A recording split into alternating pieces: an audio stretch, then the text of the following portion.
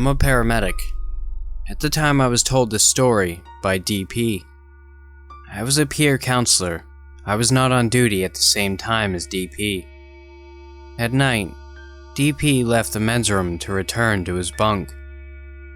Along the way, he saw a strange light in the corner of the day room, which was normally dark, even with the overheads on.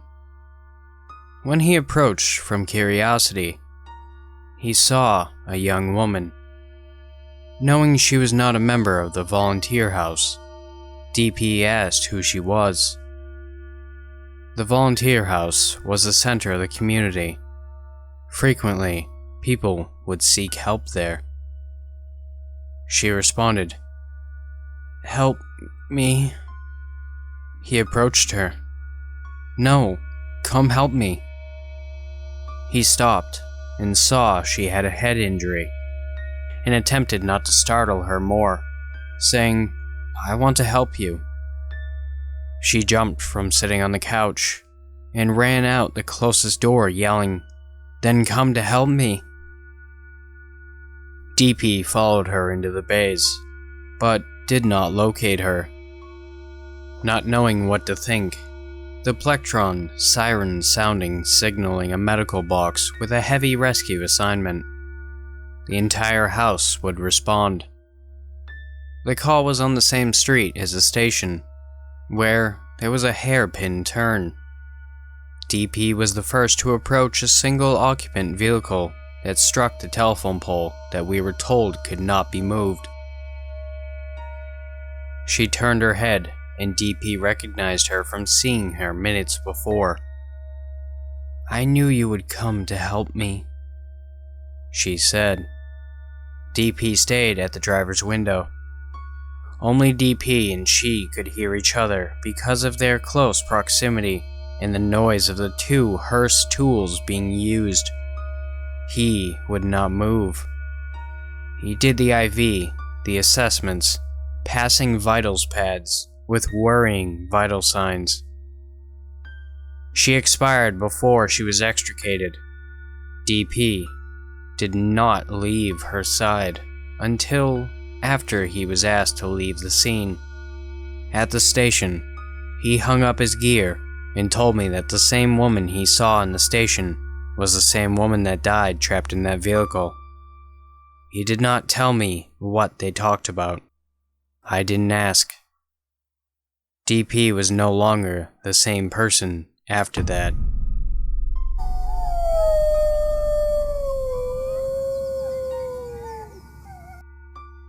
I'd like to say it was around 2 years ago, when I was 16.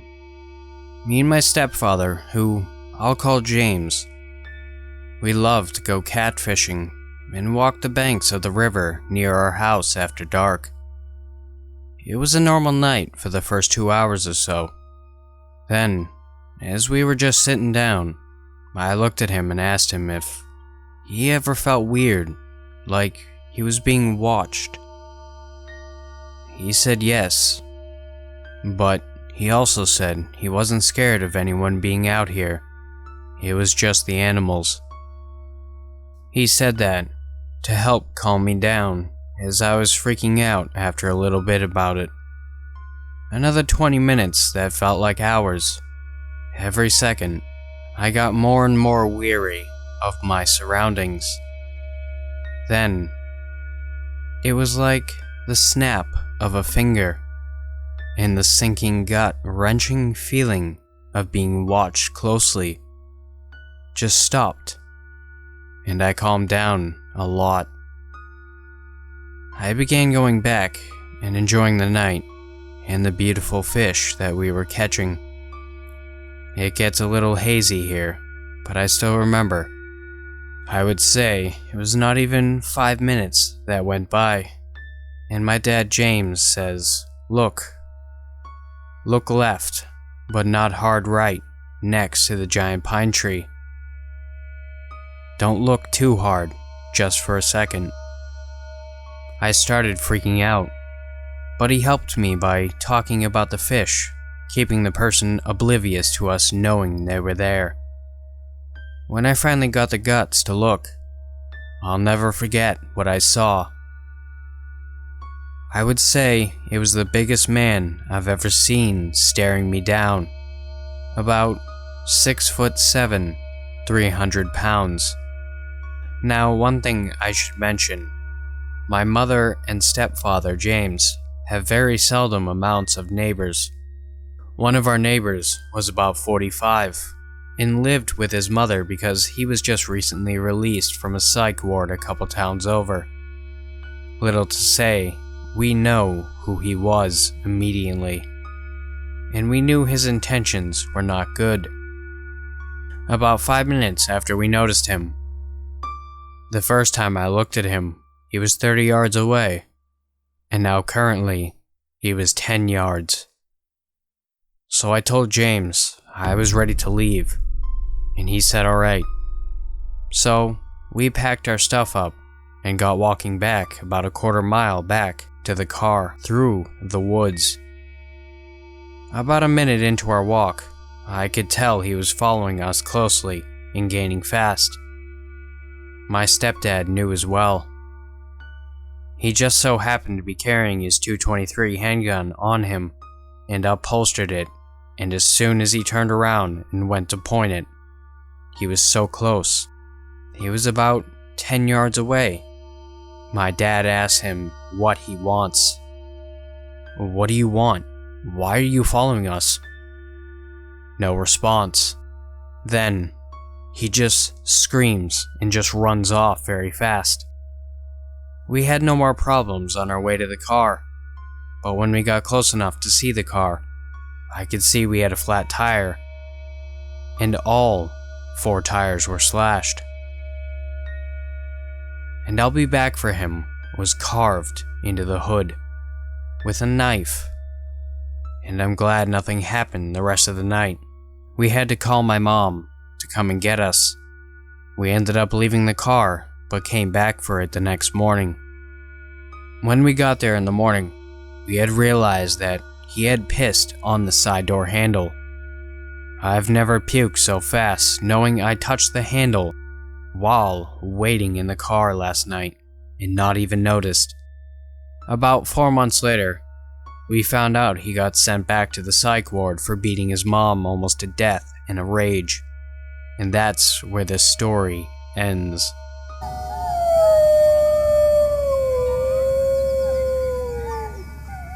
My name is Noah, and this is an experience that happened a couple years ago. I used to live in East St. Louis, and was 17 at the time of this happening. I'm 19 now. I moved and have since been living in the Twin Cities. I'd say I at least think about what happened once every week. Now, coming from a place like East St. Louis, I have my fair share of stories to tell.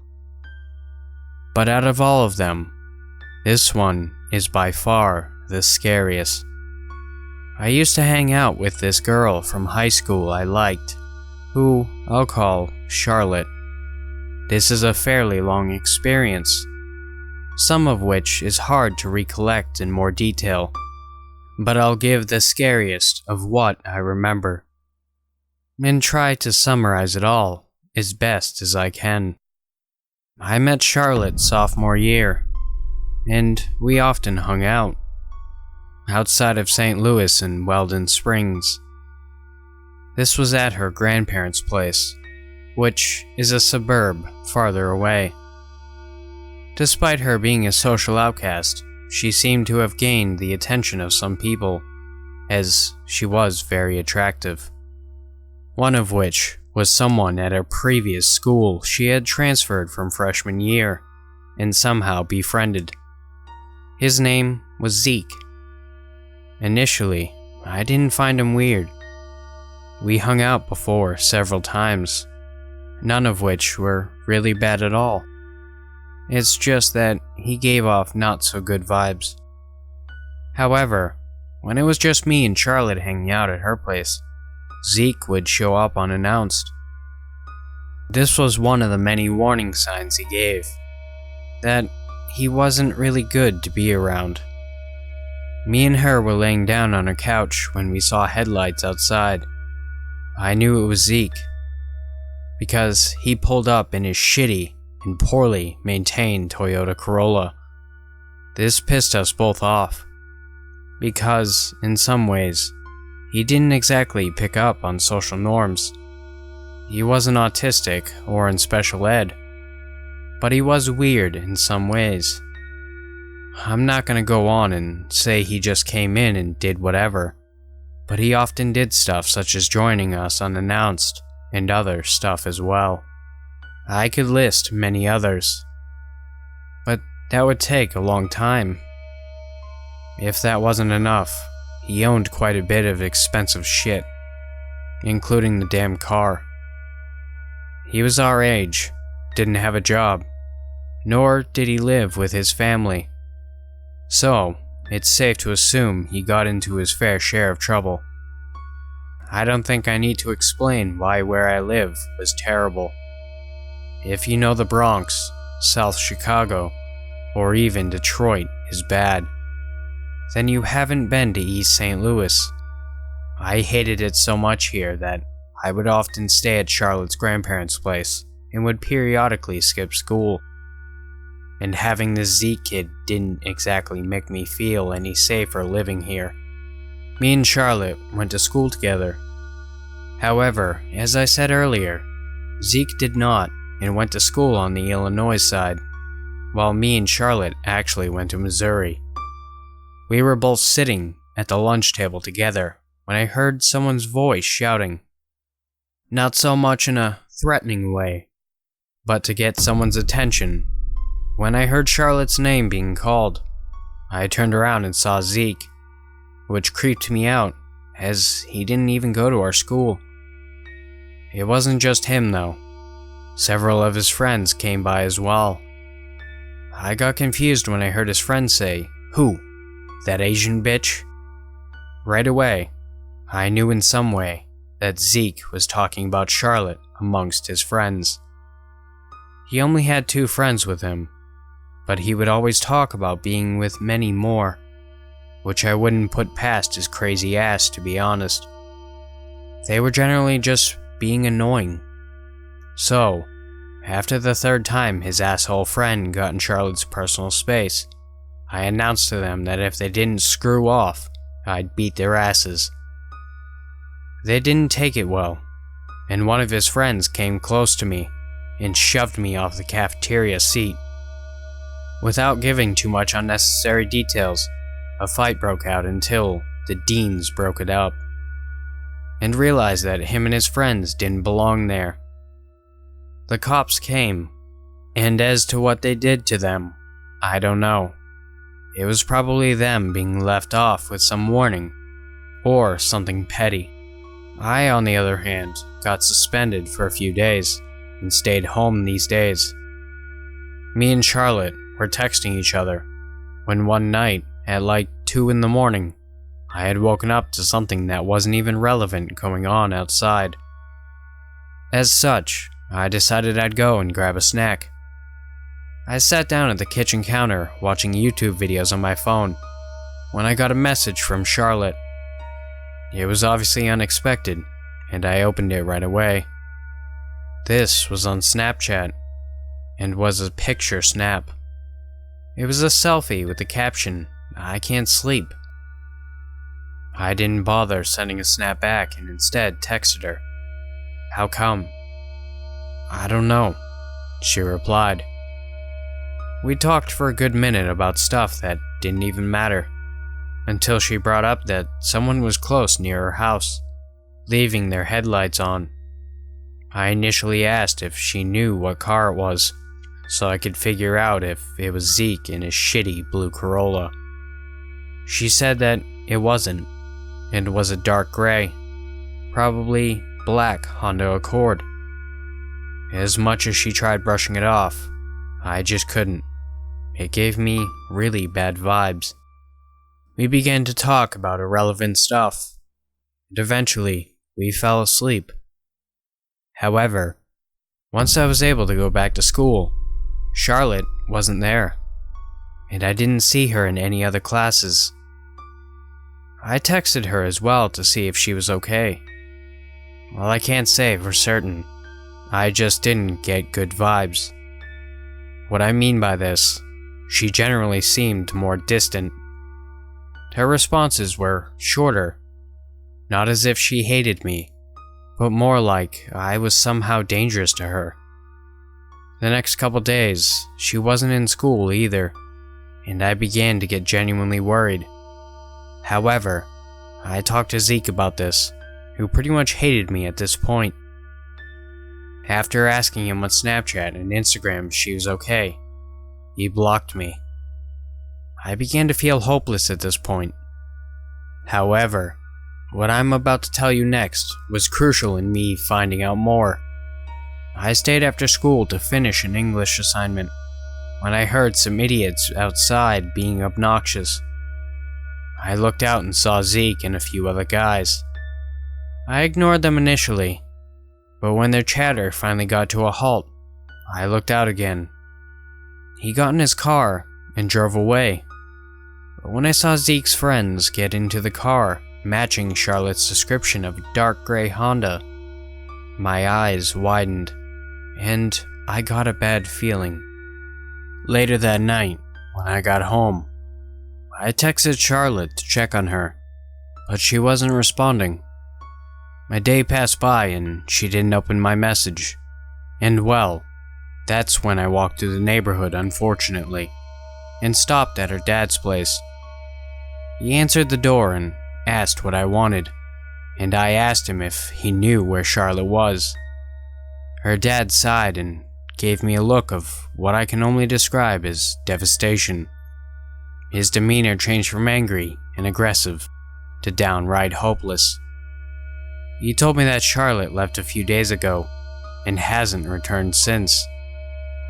I asked if she told where she was going, but he didn't know. That's when I explained to him she hasn't replied to my texts. I did the same thing with her grandparents, and they said they haven't heard from her either. Immediately, any optimism in me was gone, and I just felt like giving up. Charlotte didn't have many friends, and neither did I. So it was almost always just us talking together. A couple days later, after no response, I went to the police station and told them that she went missing. I went on to say that I suspected Zeke and his friends of being involved in what had happened. After nothing happened for a day or so, I got a snap from Charlotte. My eyes widened in excitement. However, that excitement quickly went away when I saw a selfie of someone that wasn't Charlotte. He was in some worn down, derelict as hell building. I knew this because a lot of the walls and roof was missing, and it showed the streetlights from outside. I replayed the snap to see if anything stood out, but to no avail. If I remember properly, it was probably one of his friends, because of a blue bandana he wore. There was no caption. I wanted to respond, but I knew that it wasn't Charlotte. I got so frustrated that I called the police and told them about my situation. To make it short, they said they'd investigate, whatever the hell that meant. I visited Charlotte's grandparents and stayed the night, not wanting to go to school the next day. I talked to some people on Snapchat and Messenger, and at the same time of trying to find something to do about this, I began talking to one of my middle school friends who lived in another suburb. His name is Eddie. While he didn't know Charlotte, he did know Zeke, and had him added on Snapchat. It was a silly idea, but they actually talked, which I didn't even expect at all. The next day after school, I met up with Eddie and he requested Zeke's location on Snap. He was clearly stupid, because about 5 minutes later, Eddie pulled up his phone, and his location was somewhere north of St. Louis. He turned his location off, and we took an Uber to the location.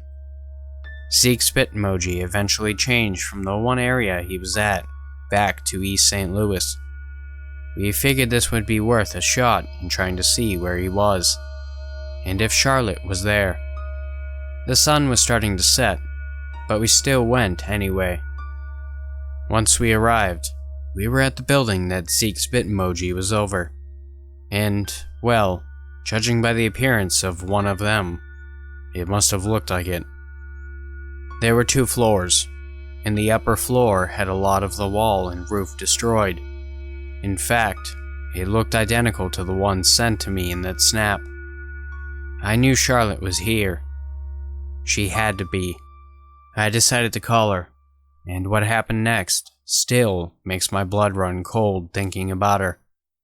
The actual fear I felt was pretty unmatched.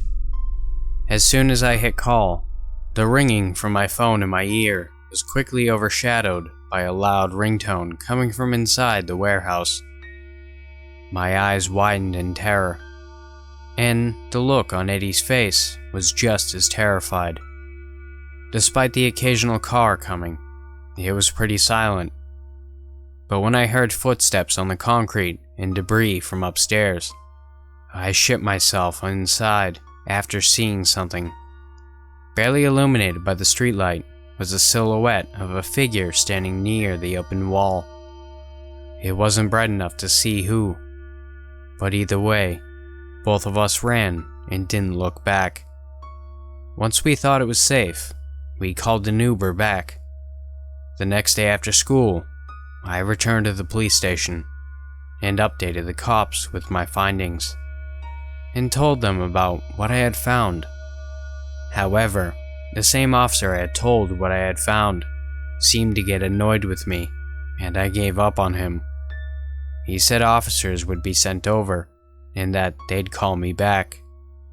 That's when I decided to take the next step into what was becoming my own investigation. Several days went by at school, and I returned next weekend back to her grandparents' place to update them, and told them about what I had found. They left and went to the police station on their own, and came back later. Sometime soon, probably the next few hours, the police station called back and updated me. They had went to the abandoned warehouse. My eyes widened in delight, and I asked them what they had found. Sadly, that excitement was shot down when they said nothing.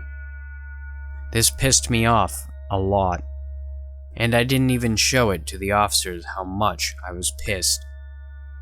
I ended the call and was about ready to give up hope. I updated Eddie on what I had found, and the first thing he checked was Zeke's location, but he wasn't on the map anymore. After this, I decided I'd go further. Charlotte was pretty much my only real friend, and she meant the world to me, and I wasn't gonna let her die or go missing. It was Sunday now, and I was at her grandparents' feeling empty, so I decided I'd go for a walk. I stopped at a playground nearby and just rested. I got extremely bored, and I was so burnt out that I almost napped at the picnic table outside. That's when I got a notification on Snapchat. Charlotte has added you as a friend. I opened it and accepted it. Then I began to talk to her. I asked her if she was okay, but she kept giving me the same short responses she would before she stopped replying altogether. Then, next, I decided for whatever reason to look on the Snap map. I made the terrible mistake of forgetting to turn mine off, because when I looked on Snap map, I saw Charlotte's Bitmoji right next to mine at the same park. It was broad daylight, and with this, I studied my surroundings very quickly before deciding I shouldn't stay. I began to run in the opposite direction of where her location was, and in one quick move, I turned around, and for the briefest moment, I saw someone standing off in the distance. Whoever that was, it wasn't Charlotte. I didn't take any time to observe. I just bolted and didn't go back. I went back on the app after I ran for a good several minutes and turned my location off. However, I saw that her Bitmoji was no longer at the park, but going down the same street I was. This freaked me out even more. I looked behind me and saw off in the distance the familiar figure of Zeke in the distance. This was my cue to run, and I turned running past her grandparents' house. I took many turns and didn't stop. It was a good 5 minutes later at this point, and I called the cops saying that someone was chasing me. I gave them my location, and the location of the park. And despite how repetitive me calling the cops has become, they looked everywhere for Zeke, but didn't find him or his car.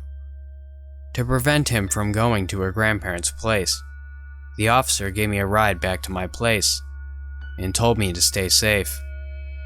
Now, if that was Charlotte, she would have called me, sent a snap of herself at least, or something. Obviously though, it wasn't. It was Zeke, and this was an attempt to get me, which it almost worked. Monday through Friday at school consisted of me asking people if they knew who Charlotte was, or if they saw her. I was so close to giving up, and doing something that realistically didn't help, but I felt obligated to do it. I was so hell-bent on getting answers and making progress that I resorted to doing it. But to my surprise, on Thursday, one of the freshman girls said she did. I asked her everything and if she knew where Charlotte was. She didn't know much about her, but instead directed me to one of her friends on Messenger, who was apparently a close friend of Charlotte. I messaged her friend, and we talked back and forth for a few days. When we started talking, she asked me if I knew someone named Liam. I didn't, but when she described the dude with a blue bandana, my stomach dropped. I told her about the snap I got sent from Charlotte's account that had someone of that description taking a selfie in it. To add on to that, I told her about the abandoned-looking building. Oh, and in case you're wondering, I did check, and no, her location was not on Snap Map like it usually was. That was the first thing I checked when I received the snap. We began to plan some kind of thing to find her, but I gave up. The next night during a weekend, I was staying up watching YouTube when I saw headlight beams through the blinds and tires against the pavement. I stopped and was frozen in fear. As soon as I heard a car door open and close, I didn't take any chances whatsoever. I opened my bedroom window and climbed out, running across my yard and into my neighbor's yard. I hid, but when I heard the sound of glass being shattered from the distance, I lost it and wanted to break down crying. I called the police and told them a break-in was happening. The only amazing thing about living in East St. Louis was the fast response time, because within a few minutes, the cops had arrived. And I heard a familiar voice scream loudly, "Shit, run!" I shit you not, there were footsteps exiting through the back door, and through my yard, and coming closer. I felt extremely stupid for not running further, but if I had stayed in the nearby yard, I wouldn't have even known a break-in occurred. I ran across the block, and from the distance, I saw officers jumping the fence and chasing the guys. One of them was Liam. To make it short, I walked back over, and my mom and I filled out a statement. My laptop and several things were stolen, but that doesn't matter now. I told the cops about how they were involved in one of my friends going missing. However, the next thing I'm about to tell you was the last to happen in this situation, and it was the worst of it all. A couple days later, at 2 a.m., I heard my phone start chiming. I got frustrated at first, thinking that it was my alarm going off, but when I saw a number that I didn't recognize, and the slide to answer option, I got extremely uneasy for some reason. My stupid ass decided to answer it, which Looking back, I'm honestly so glad I did. I answered, and I heard heavy breathing. Not cliché, creepy, heavy breathing, but panicked, more high-pitched breathing. I heard a familiar voice that wasn't Zeke's. It was Charlotte. "Hey, Noah?" She sounded panicked. "Wait, Charlotte?" She sounded like she was about to start talking again, until she cut herself off. The last thing I heard before the phone got disconnected was the sound of loud footsteps against concrete, shattered glass, and other debris and rubble.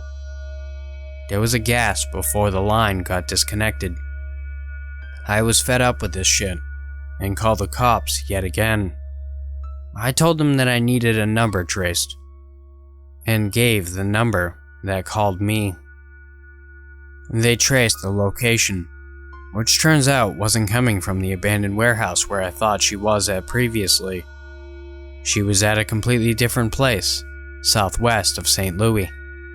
I took my mom's car and drove to the location they had brought up. Call me stupid, but I wanted to see it all for myself. I stayed on the phone with the operator, and despite his constant warnings to not go to the location, I didn't listen. Once I got to the location, I stayed nearby in the car. Without waiting too long, I saw the cops pull up. 2 officers went in, and I waited further for something. Since I decided to head over to the location, the operator had me stay on the phone. I watched as multiple other squad cars arrived. I parked further away and watched in, well, sadistic amusement. I saw someone being dragged out by 2 officers who were actively struggling. And through my window, I could hear him screaming. One of the officers grabbed his taser and shocked him. It was Zeke. I got the okay from the operator and stepped out. From here, I approached the officer and explained I was the one who called and reported this. We talked, but I won't really bore you with the whole legal stuff. In my peripheral vision, I saw an officer escorting someone out. My eyes widened with joy as I saw Charlotte. I announced her name, and she looked my way, coming over and running to hug me. She had several marks on her body and on her face. I can say this: you can tell just how much someone is emotionally, or in general, scarred due to the reaction. She hugged me so tight and began to cry. I literally felt like suffocating. That's how tight it was. She admitted to me and the officers that she was hardly fed, beaten, and didn't elaborate much more. I'm surprised out of all things they didn't rape her. Who knows, they might have. But she might be too scared to even tell me about it. In addition, she said that she was carried into the Honda Accord. However, for some reason, this was on the same day that I returned to school. I asked her about how she was able to text me. She said that she never did. That confirms that when she stopped showing up to school, it was Zeke the whole time. But besides that, Zeke being found here, while screaming and resisting arrest, was already enough evidence. She pressed charges, and I watched in sheer excitement as he was carried away in a squad car. I gave him the finger as he went off. This whole situation didn't get any media coverage, which I'm actually thankful for. I gave Charlotte a ride to her grandparents after everything with the cops was settled. To give answers, she was being held in captivity by Zeke and his friends at the abandoned warehouse. After me and Eddie searched and found where they were, they moved locations. Later, after some court shit, which I wasn't involved in, she told me that Zeke admitted that he was planning on selling her to someone to pay off the money that he owed. He was sentenced to 25 to life for multiple charges, a lot of which were stuff that I didn't even know about. besides the obvious of kidnapping, theft, and other things. Zeke was also charged with homicide, arson, possession, and use of drugs, among other things as well. All I can say is, I'm glad that Charlotte is okay. As much as I wish I could have gotten Zeke myself or something like that, I'm glad he's in jail, taking dick like he deserves. Charlotte moved in with her grandparents and transferred to another school, and I transferred as well, moving out to where I am now. Charlotte and I have been talking ever since, and there's no point in really telling how she is, as it's not really related to any of this shit. Overall, we're both doing better now. Almost all the time, all you hear in the stupid false media is stories about the murder capitals of the country being the Bronx, South Chicago, and Los Angeles. While yes, those places are bad, Central East St. Louis and St. Louis in general has the worst murder and crime rate of any city in the US, period. All I can say is this: I feel extremely fortunate to have made it out of East St. Louis, as I don't think I could name a worse place to live in. Hey everyone, thanks for watching. I appreciate it a lot. And also, big thanks to my patrons, and if you want to support me, the link to my Patreon is in the description below. And if you want to hear more scary stories in the future, don't forget to like, subscribe, and comment on this video. Thank you.